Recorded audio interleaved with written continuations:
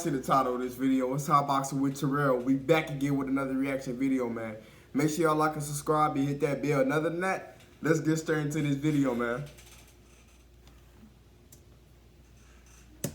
I grew up in the San Gabriel Valley, on the border of East LA, Monterey Park, Alhambra area. Which is a predominantly Asian community. even the street signs are in Chinese there. Exactly. So I had both my parents. My father was, I would say my childhood was kind of like miserable, filled with distress. My father was a drunk, alcoholic. My mom was Taoist Buddhist, so you know it was kind of ran like a dictatorship. And you know, we were really young, and my dad would actually beat us, me and my brother and my mom. Yeah. I sent my mom to the ICU a lot of times, bunch of times. I know how that shit is, bro. Like, straight up, bro. Like, what bro saying, like, I know how bro feel and shit. You feel me? Like, I done seen that shit before. You know what I'm saying? Some of that shit that he's saying right now, like, him getting beat on and shit, like, his mama and shit. You know what I'm saying? Him, like, you know what I'm saying? I done seen that shit. Like, I done been through that shit before. You feel me? Like, I done been through all that shit, bro. It was very, very chaotic as a kid. And I think, you know, grew up around that type of environment where there was gangs, drugs, violence. You know, we were low income, not stereotypical Asian, but Exactly, bro. we didn't really have much money. We grew up around a lot of Hispanics. There was a lot of culture shock as well. Our parents are immigrants, so they didn't really, you know how to fit in. So we kind of had to learn everything from the streets. Bro. You know, when I was young, I had a very peculiar mindset. I trusted in myself a That's lot what because I people felt don't like I understand, couldn't bro. trust my parents. One time, you know, I was 10 years old and I got jumped for the first time. Had my backpack stolen, had my See, that's what I'm talking about. Like, it's like certain shit motherfuckers have been, like, going through, like, you know what I'm saying? Like, at the age 10, like, bro should be living his life, you feel me? Bro shouldn't have to be going through all that shit, you feel me? But some people ain't got a choice, you feel me? Like, they ain't got no choice. Like, you gotta do what, you know what I'm saying? They gotta provide for their family and shit, you feel me? They gotta, you know what I'm saying? They gotta make ways and shit, you feel me, to survive. So I understand why certain people, you know what I'm saying, you know, doing what they doing and shit, you feel me? Because, you know what I'm saying, you need to eat, you feel me? You need to survive, folk. And I respect that. Like, I respect folks for coming out and saying, like, what he going through and shit like that. Because some people ain't strong mentally to come out and say, you know what I'm saying, what they been through and shit like that. Like, some people ain't ready for that. Like, some people ain't built for that, bro. They ain't. Some people just ain't ready, bro. Like, straight up. Like, everything bro is saying, I experienced, like, the same shit. Like, I went through the same shit that bro talking about, bro. But with my situation, it wasn't as worse as his, you feel me? So it's like, you know what I'm saying? Like, motherfuckers is lucky nowadays and shit. Like, some motherfuckers is, bro. That's what I'm saying. Like, appreciate the shit that you have and shit, you know what I'm saying? Because it could be gone just like that, you feel me? Like, I'm telling y'all, bro. was taken. I went home and my father asked me, "Where's your backpack? Where's your stuff?" And I said, "You know, I got jumped by 4 Hispanics, you know," and he didn't believe me. He thought that I threw away my backpack. He thought that I wasn't trying to do good in school, so he beat me. See, that's what I'm talking about, bro. Like that shit is like, it's like trauma, bro. Like, y'all don't understand, bro. Like, that shit is like trauma, bro. That shit'll fuck you up mentally, you feel me? Like, that probably scarred, bro. You feel me? That could probably, you know what I'm saying? Like, that I know bro was hurt, you feel me? Like, I know bro, deep down inside, I know bro was hurt, like, fucked up mentally. Like, that shit will fuck you up, bro. I'm telling y'all, bro. This shit ain't no joke, fam. Like, so for certain people who, you know what I'm saying, like, certain people who have gone through this shit, I just feel like they can't put their input on that. You feel me? Because some people do have, like, nice families and shit. You know what I'm saying? Like, I'm talking. What I mean by that is like, yes, it's arguments and shit like that. You feel me? But like, you know what I'm saying? Like both parents, you know what I'm saying, married and shit. Like, you feel me? That type shit. You feel me? Like, not separated type shit. You feel me? Like, I don't know, bro. I hope y'all understand where I'm coming from and shit like that. So yeah, I kind of went through a lot with the beatings and a lot of trauma. That's And what so I'm at the age saying, of 12 years old, I actually joined a gang. I joined the Watchings, You ain't got the no choice. Chinese triad type of gang out in that area. Very big gang. So these are Asian gangs. Yes, a lot of Asian gangs out there. We're very incognito, hush hush, tight lip, but they do exist. And so I joined that at 12 years old. And a lot of people ask me, why would you join that? Why would you join a gang, at the age of 12? And a lot of people will say it's probably due to, their broken home or See, broken that's family what I'm or saying, bro. drugs or violence, just the environment. See what I'm saying, folks? Like, that's what I'm saying, bro. Like, motherfuckers ain't got a choice, bro. Like, certain shit, like, back then, you ain't got a choice, bro. Like, straight up, you don't. You don't, bro. And it's the shit that you live in, so it's like, you gotta adapt to this shit, you feel me? Like, you gotta get used to this shit, you feel me? Cause, like, this where you gonna be at every day and shit. This where you gonna trap out every day and shit, you feel me? Like, I don't know, bro. For me, particularly, in my opinion, I noticed that it stemmed from trusting and believing myself. When I was young, I thought that if I did everything I wanted to do, I would be happy. So having fun, going out with gang members, stuff like that, I thought was really fun. And the things that I didn't want to do, such as, exercising, studying, doing homework, I didn't do because I thought if I did everything I wanted to do, I would be happy. And the things that I didn't want to do, I didn't do because I didn't think it. And then some people in the comments gonna be like, his pops ain't raised him right and shit like that. You know what I'm saying? His pops woo woo woo woo woo woo woo. But y'all gotta understand, bro, like, you know what I'm saying? Yeah, his pops was around and shit, but it's like at the same time, pops gotta go to work and shit. Pops gotta put food on the table and shit, you feel me? Pops gotta make sure the bills straight and shit, you feel me? Like, you know what I'm saying? Like, it's like certain shit, like, you can't sit up there and be with him like, I'm getting 24 hours a day, you feel me? Like, you gotta go take care of his business and shit as a man, folk. Like, you feel me? Like, certain motherfuckers, they not gonna understand, but like, y'all get where I'm coming from, bro. I'm not lying when I say this shit, bro.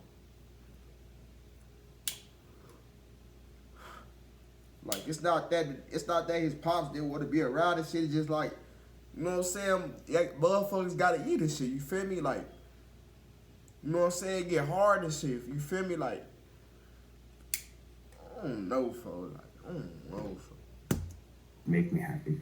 So I looked at the gang life and it started at the core of my heart. I really wanted to be a gang member. I really wanted to. I looked up to those people, and so I joined that type of lifestyle. 3 months into it, at the age of 12. And then it's like, I don't give a fuck what nobody say. It's like, when you 12 and shit, like, you a baby, bro. You still a baby, bro. Like, your brain is fresh. Like, your brain ain't fully developed, folks. Like, I think the human brain don't fully develop until you, like, I think 25 or some shit. And I'm mistaken. Like, don't quote me, bro. Like, I don't know, bro. Y'all correct me if I'm wrong, though. I don't know, bro. But back to what I was saying is, like, you know what I'm saying, bro? Bro don't understand. Like, bro, you know what I'm saying, bro? You know what I'm saying? Like he said, like, bro don't understand all that shit, bro. Bro young, bro still a baby and shit. You feel me? Like, come on, fam. Come on, dog. On my first case. And that was originally a kidnapping / robbery, but they dropped the charges down. At 12 years old. At 12. Yeah. That's crazy, and bro. Ended up, See what I'm saying, bro? It was with a group of people, of course, but ended up catching the charge for dissuading a witness for the benefit of a gang. So ended up going to YA, California Youth Authority. I was at SRCC first, and then caught a couple fights in there, got written up, they call it level Bs, and then ended up going to Fred C. Nellis YA. And I was 12 years old, they gave me 4 years. And when I was in YA, I learned a lot of, like, it cultivated the mindset to believe in myself even more. I really trusted myself because I had seen rapes, I had seen murders, I had seen stabbings, fightings. I learned. But the thing, like, you know what I'm saying? You ain't got no choice but to believe in yourself, bro. Like, you feel me? Like, hey, you can't rely on nobody, bro. You can't sit up there and expect handouts and shit. Like, you gotta get that shit on your own. You feel me? Like, you gotta grind. You gotta put in that work, bro. Like, nothing free in this world, bro. Like, nothing is, bro. You gotta work, bro. You want something, you gotta go get it, folks. You want something in this life, you gotta go and get it, bro. Like, dead ass, folks. That's one of my quotes by me, folks. I came up with that shit. I don't want to hear nobody else saying that shit, bro. Yes, Terrell, nigga. Terrell from AV, nigga. Terrell. Quoted by Terrell, bro. You want something in his life, you gotta go and get it. Like, straight up, bro. Ain't nothing free, bro. You want something, you gotta work for. You gotta earn it, bro. You feel me? You can't count on nobody else and shit. You feel me? You can't rely on nobody else, folks. You feel me? You gotta be independent and shit. You feel me? Like, that's how I am, folks. I don't rely on nobody, bro. Like, dead ass, fam. Like, you feel me? I don't count on nobody, bro. Like, I can get that shit done myself, folks. You feel me? I ask one time, folks. You feel me? And if you say no, or you know what I'm saying, I'm gonna get to it when I get to it, fam. I'm gonna find another way. You feel me? Like, I'm not finna wait on you, fam. You feel me? Like, you not finna fuck up my time and shit. You feel me? Nah, bro. It's about chasing your dreams. You know what I'm saying? Chasing your goals and shit, bro. Like I said, bro. You want something in this life, you gotta go and get it, bro. And I stamped that shit, bro. It's forever that shit. You feel me? Like, that's my quote, bro. I came up with that shit. Like, dead ass. They need to put that in the fucking They need to put that in the famous quotes thing, folks. You want something in this life, you gotta go and get it. Terrell from AV. Fuck is you talking about, bro? I'm not playing, bro. Like, dead ass. Like, ain't nothing free, bro. Like, straight up. Nothing free, bro. Fight there. They call it Gladiator School for a reason. You know, you fight a lot. And I learned, like, the 2-second takeoff rule, meaning if you feel disrespected within 2 seconds, you have to handle it, whether it's stabbing them, fighting them, beating them up. Otherwise, you'll be labeled a punk, excuse my language, a bitch, a leva, stuff like that. So, you know, I did 4 years there, and it was really, really traumatic. And I get out, you know, 67 days, 2 months and a week. I catch my second case. This time I'm an adult. They try me as an adult. It's 2 counts of assault with deadly weapon. Again, it was supposed to be a robbery and attempted, but they dropped the charge down. I pled out. They gave me 10 years, 85%, so 8 and some change. So yeah, I get to prison and it's a whole nother ballgame. It's first off, I'm Chinese, so being there, we were outnumbered. It really was a racial thing, whereas in YA, it was more of gangbang. Bro, like, that's based off of, like, when you in prison, folks, like, that's based off of, like, race type shit, bro. Like, if you Caucasians, you gotta hang with the Caucasians, you feel me? Like, if you black, you gotta hang with the black, you feel me? Like, I'm dead ass, folks. I'm dead ass, fam. Like, that's based off of your, like, race and shit. Like, you gotta stay with your race and shit, you feel me? Like, you can't jump out of line, you can't be out of line or none of that, like, or you gonna get jumped on, fam. Like, dead ass, fam. Like, that shit is based off of respect too, bro. You feel me? Like, that shit based off respect, bro. That's what it's about, bro. You feel me? Like, if you were there, you just buy your business and shit, do what you gotta do. You ain't gotta worry about nobody fucking with you. You feel me? Unless, and then, like, don't let nobody try to take something from you, fam. You, like, don't be looking like no bitch and shit. You feel me? Like, rather you take it L, like, at least you did something about that shit. You feel me? Like, motherfucker gonna know not to try you. You feel me? Like, come on, fam. Come on, fam. It just common sense, bro. Like, straight up. It was a little bit of race, but you had to represent Yeah. your colors, represent your flag, represent your people. Right. But when you go to prison, you have to drop your flag, you have to drop everything, and you have to represent the other car or the race, right? So in there, I had to calm down because I was a YA baby. I didn't know how to program. After about a year, I learned how to program the rules, the regulations, and everything, and I was able to really start to kind of function in prison. I went through a lot of depression.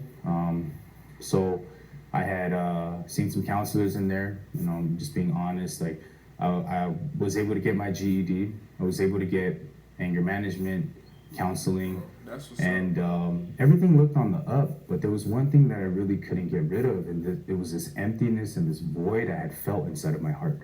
No matter what I did, I really couldn't overcome this emptiness and this void.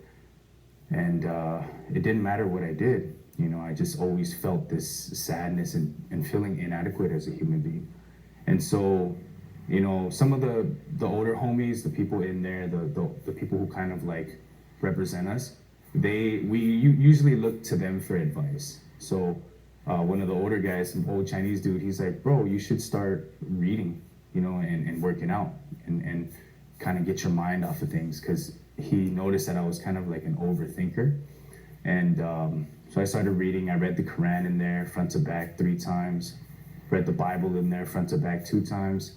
And it didn't really do anything for me, honestly. So I get out after doing my stretch. I parole out of CRC Norco, and I meet my mom, and she didn't really visit me much. She's an older lady. She didn't know how to navigate the correctional facilities and stuff like that, so she didn't really visit me. But I noticed a difference in my mom. She had this inner peace about her that I really didn't understand, because, mind you, she has not just me but my brother, 2 kids in prison who were incarcerated. My brother did also 12 years, Right. and she was still married to my father, her husband, who was still an abusive, alcoholic person. She still lived in Section 8.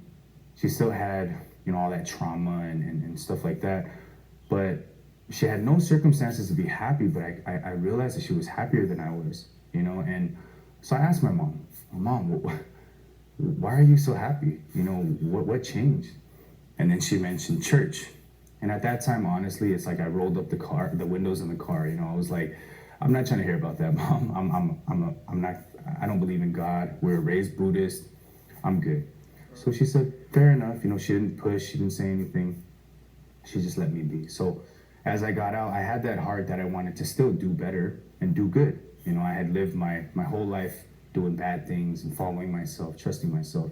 So I wanted to get a job. I wanted to help my parents out, and I tried to look for a job, but as a 2-strike felon with a violent crime, it wasn't happening. I applied for even like McDonald's, FedEx, UPS, all the places that they say they hire convicted felons, and I wasn't showing any love, honestly. But immediately I went back to the streets. I started to sell drugs again, and at that time, I was still on parole, so it's very risky looking over my shoulder. I just felt like this was not something I could make a career out of.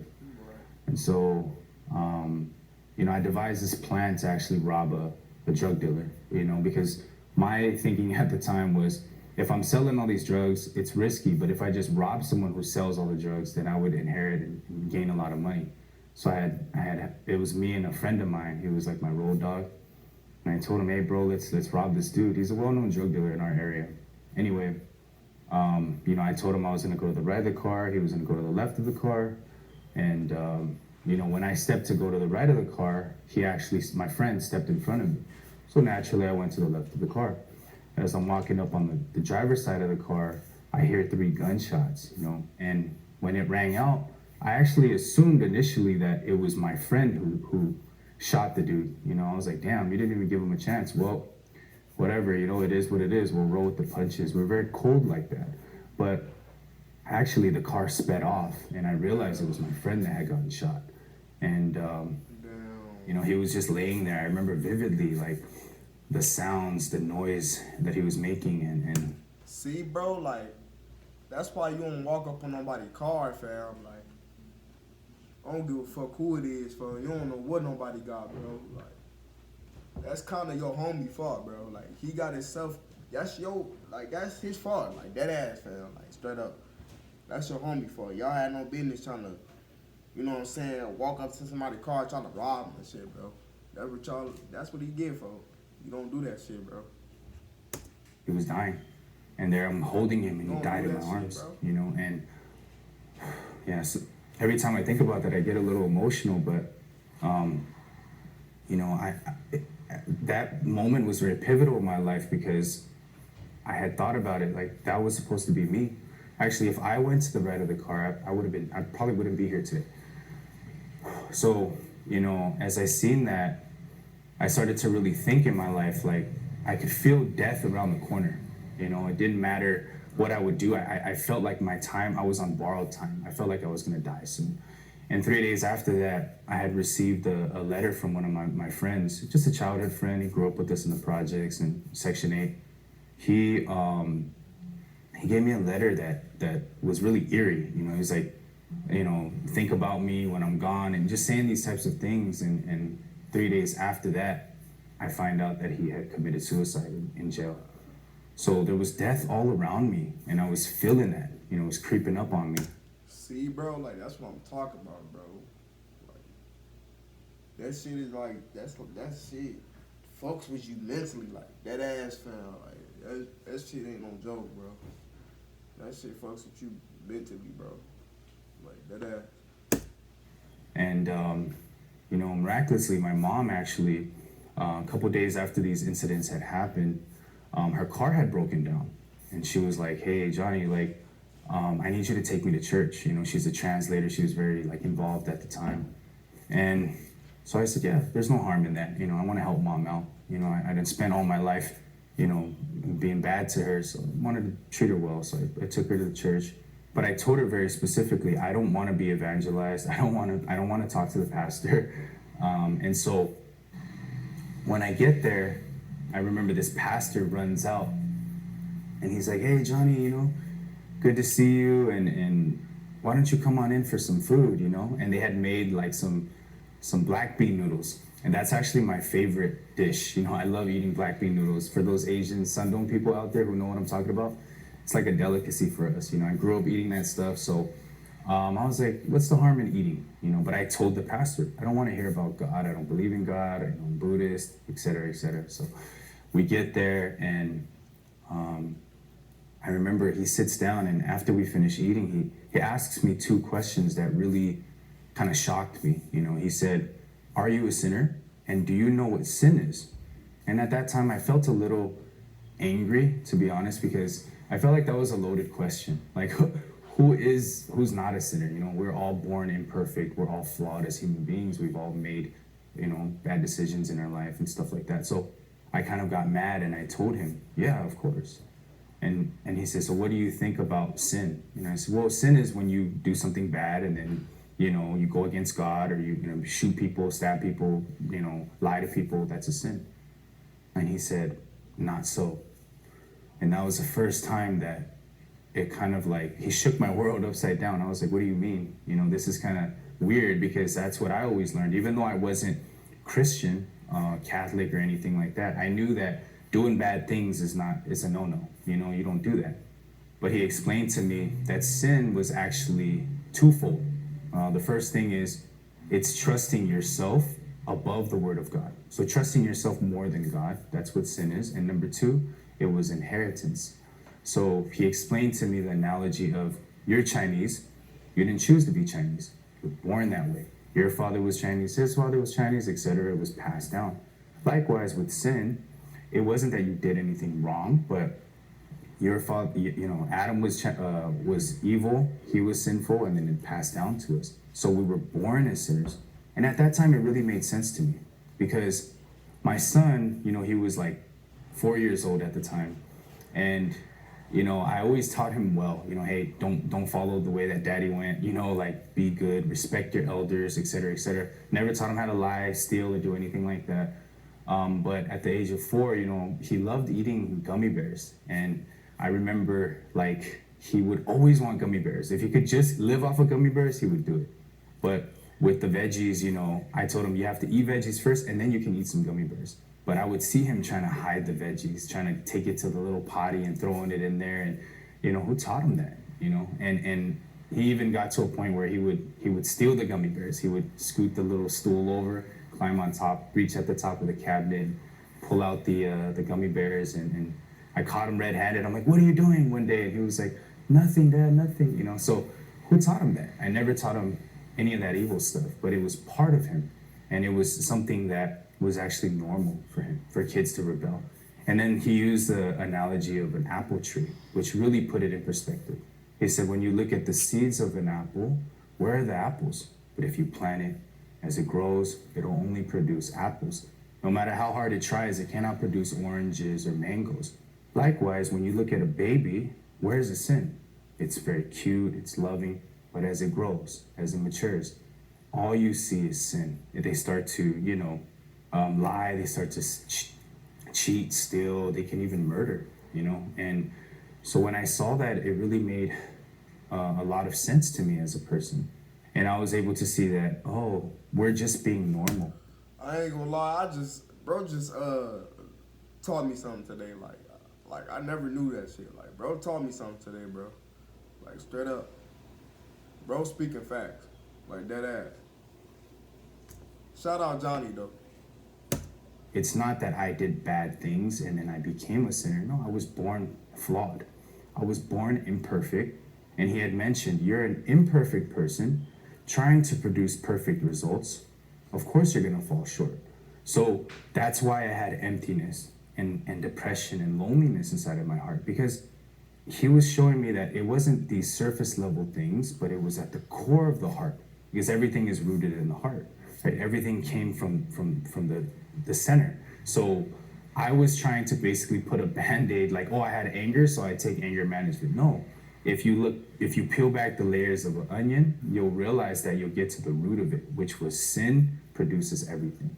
And I started to realize, oh, I was looking at it from a wrong perspective. So he said, it's okay, you know, and then he used the analogy of like a car, and he was saying that there's a braking system in the car and it must overcome the accelerator. Otherwise, you know, if the accelerator overcomes the brake, we will crash, right? No one would drive that car, even if it was a Ferrari, because it has no brakes.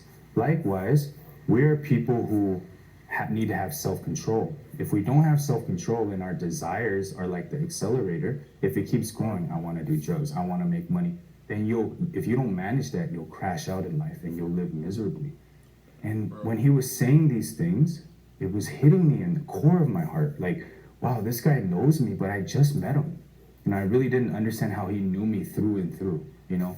And at that time, he said, you're a person, because you were born flawed, imperfect, in sin, you don't have the capability to stop yourself. And so you need something else to help you. And in that case, he said, that's where I come in as a pastor. He said, I am your braking system, right? So at that time, he had asked me this one question, and he said, how is your relationship with your father? I said, it's horrible. I honestly hate him. You know, I feel like the reason why I joined a gang, the reason why I was angry, the reason I was so like violent was because of my father. But he had mentioned, okay, so listen to me very carefully. He said, when you meet your father, I want you to apologize to him. And I was like, what? Excuse my language, but I was like, fuck that, honestly, because I didn't ask to be born. He had a responsibility to take care of me. But when I was born, you know. Right, like, that's hard. Like, accepting that, like, bro, like, I'm telling you, like, bro just being a bigger person and shit, you feel me? Like, bro just being a bigger person and shit, and I respect that, like, that ass, fam, like, you know what I'm saying? That's all it takes is, like, you know what I'm saying, an apology, bro. Like, I respect that, bro, like, that ass. Beat me, and he wasn't there for me. And I felt like just so angry when he asked me to apologize to him. And you know what he said? We're going to end this video right here because it's too long. But if y'all want a part 2, y'all got to get this to at least 4 likes, man. I love y'all, and I'm going to see y'all in the next video, man.